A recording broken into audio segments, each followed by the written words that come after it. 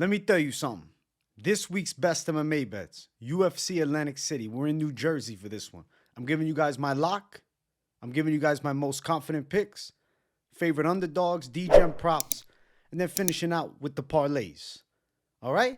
In Jersey, I got the look, I got the watch, I got the vibe. I'm ready to talk about the best bets for UFC Atlantic City. I'll cut off the accent and I'll get more normal. We're getting into it with last week first, though. We got to glance at it. Last week was a walking L, very annoying, and even starting the show off with it is irritating the fuck out of me. I won't lie. Is what it is. Kurt Holloway was a horrible pick. I've already taken it on the chin throughout the live streams. It is what it is. If you want to roast me, the comment's right there. Drop a roast. Drop a roast. But I'm bringing vengeance this week, okay? I'm bringing the heat back this week. In New Jersey, I'm ready. I'm more ready than ever. So without further ado, the lock of the week. Fighting out of Elmwood Park, New Jersey, Aaron Cold-Blooded Blanchfield. Aaron Blanchfield, lock of the week for UFC Atlantic City. It makes perfect sense. Jersey's own, rep in Jersey, fighting in Jersey, prospect on the come up. I think the next title challenger and the scariest 24-year-old the UFC has seen in a very long time. I'm picking Blanchfield to win with aggressive takedowns, pressure, dealing with the striking of Fiorot and touching her up in her own right, getting in close, but specifically getting the fight to the floor. Jersey tough. I'm going minus 185 Blanchfield for the win, plus 160 for Fiorot. No shot. Forget about it. All right? Minus 185 Blanchfield is the call. That's the lock of the week. Of course, you guys knew I was going Blanchfield. I rep Blanchfield all the time. She's going to get this thing. I do think we go probably over 2.5. I feel like Fiorot's very dangerous in round 1 and 2, but not dangerous enough to get a knockout. I think she can win those rounds. And then Blanchfield, as she continues to pressure with wrestling, starts to take over. And don't be shocked if Blanchfield subs her. The money line is the straight lock. Looking at Blanchfield to win by sub is plus 210. Decision plus 225. Kind of feeling like decision, but sub or decision would be like a money prop if you have that available at like, I don't know, plus 105, something like that. If you see it somewhere. If not, though, I think the straight money line attack you're going to hit with Aaron Blanchfield. I see her winning this fight with wrestling pressure. I think she can absorb Fiorot's best shots. I think Mana Fiorot's a good striker, but she's not the greatest striker I've ever seen. She doesn't have the craziest power ever. She's not incredibly quick with crazy snap. I think Aaron Blanchfield is primed to beat her and fight for the belt later this year and bring the belt to New Jersey. So I'm going with Aaron Blanchfield to get the win over Mana Fiorot. You guys already knew that was the lock of the week if you follow the channel. Not that I said it, but you know me. You know me. Lock of the week, Aaron Blanchfield. Let's jump to the most confident pick section, all right? Let's talk about these. Most confident picks. I'm going to run through the damn list, and then we'll bring them up one by one. So we got Luque Godinez, Njokuani Rizibov, Julio Arce, and Bruno Silva. Luque Godinez, let's talk about her because the women's confidence this week is through the roof for me. Minus 209, minus 200. It depends where you're at for Luque. I think that she wins the decision over Verna Jandiroba because she can definitely outstrike her and she's the better wrestler. Jandiroba needs fights where she can get it to the ground. She does well against strikers. Against other grapplers, that's where you can see success, especially a grappler that can strike that's on the come up right now. This is Luque Godinez's showcase. This is her big opportunity to burst into the upper echelon of the UFC women's strawweight division. The over makes a ton of sense at minus 300. Luque Godinez at minus 110 by decision is what's going to end up happening. I'm going Luque to get the W. I do believe it goes over. I'm confident in Luque Godinez. Next one, Njokuani Rizibov. I think he's going to beat Cedriques Dumas probably by sub. I know there's kind of been some underdog love on Dumas. I think Rizibov is good enough to take him out. His striking is solid. He's tall and long. He's got good jiu-jitsu, a lot of wins by submission. I think he wins this fight by sub. Minus 200, the money line's a little wide. I think under 2.5 at minus 350 makes more sense than under 1.5, though. I think we can go over 1.5. I think Rizibov wins, but I don't think he destroys Dumas super quick. But if he does, then you'll be kicking yourself. So Dumas maybe, Rizibov maybe minus 200, just straight money line. Rizibov by sub is my official pick, plus 120. That sucks. But I am picking Rizibov to win. I think he gets it done inside of the distance. I think he submits Cedric Dumas. Dumas is okay, but Rizibov's a long-time vet of the game. I don't see it. And he's an EV at the end of the name. Easy call for me. Julio Arce over Herbert Burns. Herbert Burns is live in round 1. So let me just say the hedge on this one is Burns round 1 plus 700. If the fight goes longer than 1 round, Herbert Burns is a guy that is proven to break. He breaks, man. I don't want to bet on a breakable guy outside of a first-round prop. I think Arce is going to TKO him in the second or third. Arce to win by TKOs plus 110. I think Arce wins. If somehow Herbert Burns goes out there and beats him, I might be smacking myself in the face for this call. But, like, no heart. Burns is really athletic. He's got good jiu-jitsu, but he's got a 1-round gas tank. And he's got the mental fragility. He's a breakable fighter, whereas Arce is ready for 3 hard. I think Julio Arce can beat Herbert Burns. I'm not impressed by Burns. Like I say, he's a part-time fighter at this point, too. And he doesn't have the will to win. I don't think so. I'm going with Arce for the W.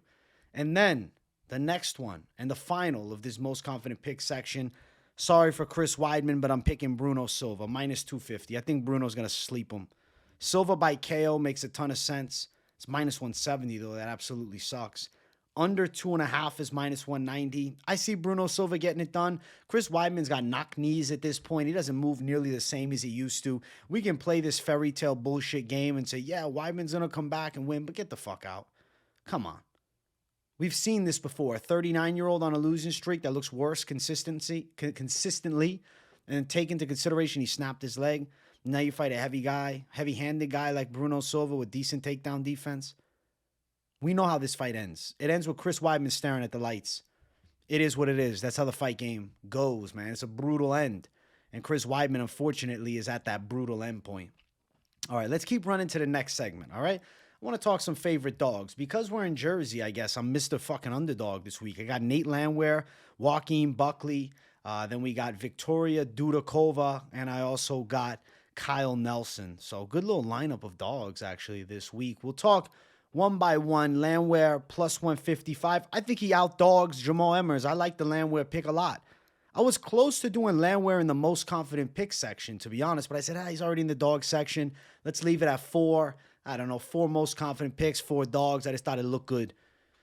I thought the graphic looked nice, okay? But nah, it's not the main reason it's the fucking graphic. I think Landwehr definitely wins, though. Plus 155, I'm sorry. Jamal Emmers is the favorite because, he boxed up Kusan Askabov and lose the split decision to Jack Jenkins? 5 years ago he fought Giga Chikadze and had a split decision? Nate Landwehr is a pit bull, man. He keeps coming forward. Jamal Emmers doesn't have much power. He's going to have to dance on him for 3 rounds. And I think that Landwehr makes it too dirty and nasty, and I think that Jamal Emmers is going to struggle because of that. So Nate Landwehr to win, plus 155. I mean, I have to talk the fucking prop bets a little bit, even though I'm not crazy about it. The over 2.5, minus 140. I think we're going distance. Landwehr by a decision, official pick, plus 385. But I tell you, just money line it if you're throwing down. Then next one, Joaquin Buckley. I love this one, plus 102. It's real close money. At this point, it's barely an underdog. Under 2.5 is minus 160.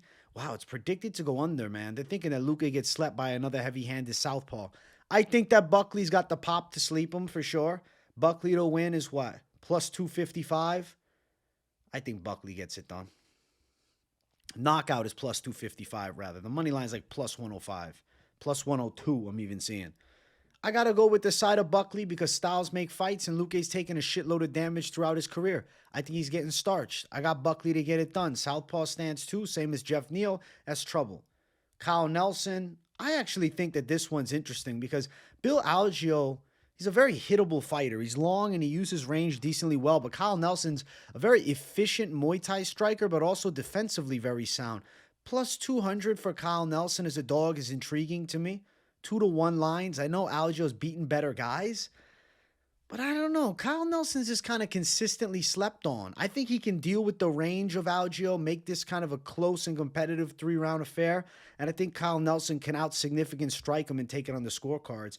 Nelson to win by decision, plus 350 with an over at minus 223. If you're throwing down on Nelson, money line. If you like the over, minus 223 is appealing.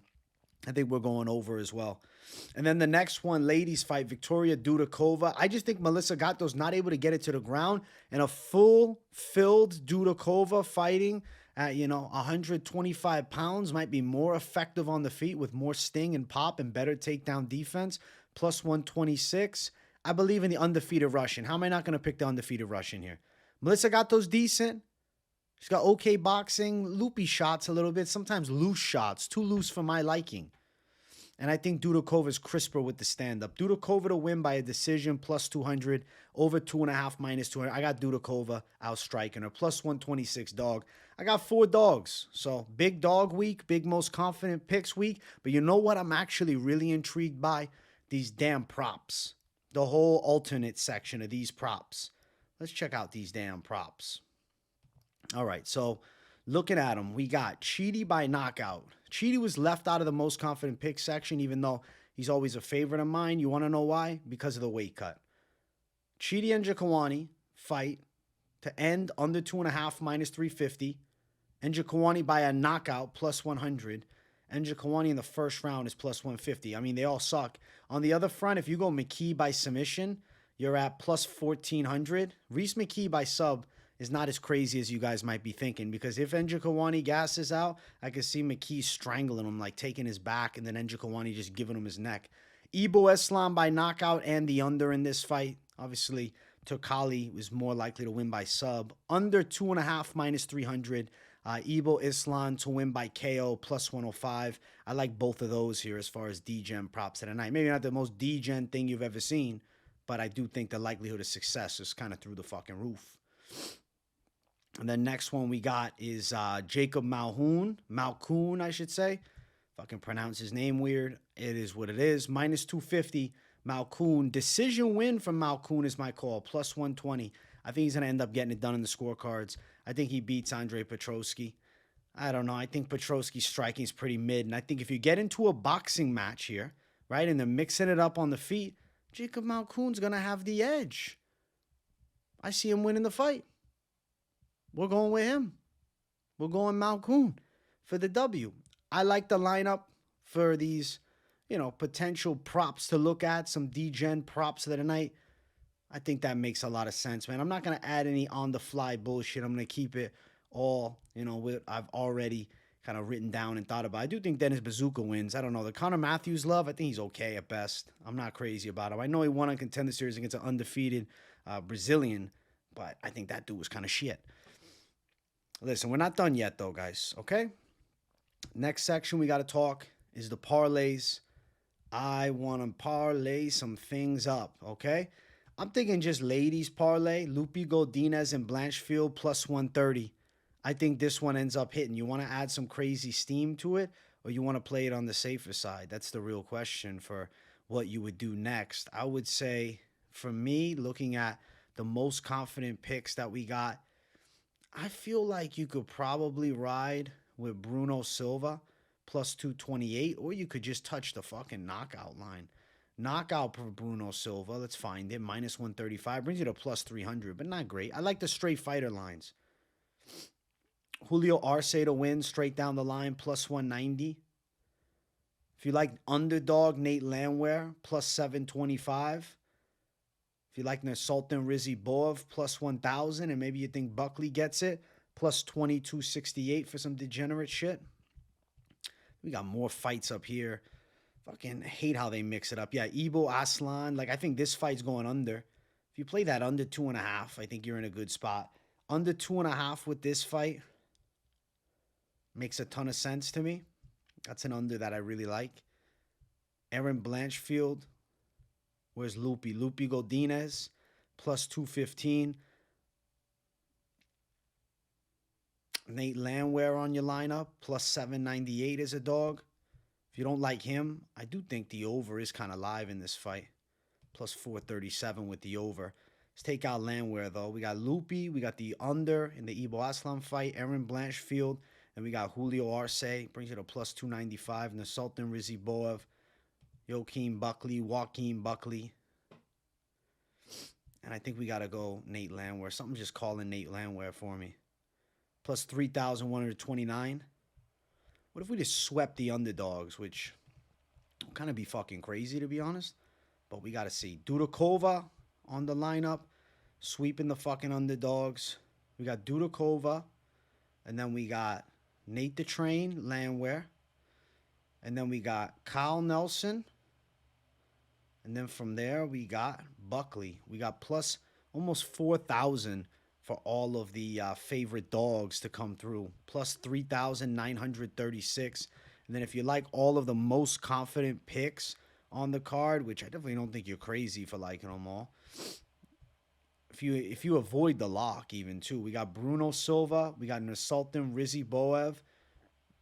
We got Lupe Godinez, and we got Julio Arce plus 272. Then with the lock, Blanchfield plus 474. I think it's a good shot it comes through. Now, if you're an absolute psychopath and you want to do both sections, because you know what? Eventually, I'm going to do a full card sweep. You guys are going to witness it. So I might as well come up with a little something right here. We got Buckley, Kyle Nelson, Nate Landwehr. And we need one more. Where is Dudakova at the top? Plus 21,026. Not really saying bet the house, but I have to look at it and see what it's worth. It's kind of where my head's at right now with parlays. I want to wait till the damn weigh-ins and see how everybody's looking and make some more final parlay decisions. But guys, I hope you enjoyed the breakdown. Realizing, I didn't have my damn computer charging up. But hey, it's all good. We brought the heat for this UFC Atlantic City card. I hope you guys enjoyed the show. Much love, everybody. Smash the likes. If you're new, subscribe and turn those post notifications on too. Thank you all for watching, and I'll see you all in the next one. Peace out.